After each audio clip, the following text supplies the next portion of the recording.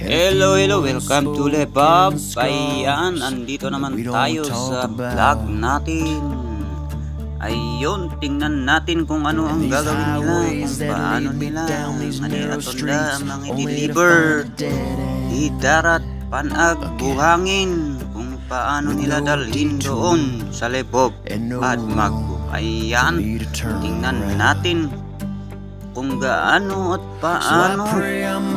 Ayan, sinsan mekos na. Ayan, lapitan na natin, tingnan natin kung gaano kabigat itong darat, panag, buhangin. Ayan, karga na nila sa sako.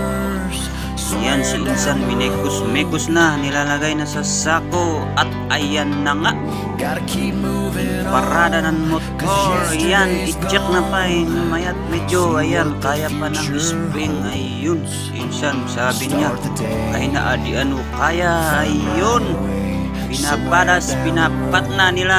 Ayan, inihahanda na at ikakarga na sa motor. Sa motor pala ilulugan, isasakay yung darat, buhangin, panag. Ayan, si insan.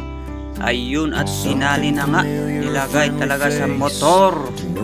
Yung isa Honda, yung isa hindi ko alam, basta Honda. Taray, ayan, at pinaandar na nga. Taray, takbo na doon sa Lebob. Ayun, ganito ihakot ang mga buhangin, panag doon sa Lebob at Magbo.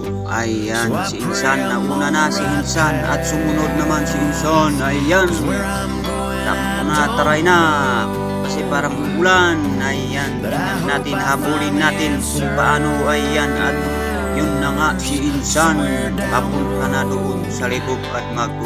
Ayun, ganito ang daan, rough road talaga. Dito pay, ayun, at tumalan ka na patwe ang waray dagdag. Yan, kailangan mag-ingat kasi pag hindi ka mag-ingat, mahuhulog ka kasi maliit lang yung daanan, baka mag-aanak kayo. Ayan, sinsan, may parga na doon, baka mapaliktad. Ayan, pumasok na sa bahay na may bahay. Ayun.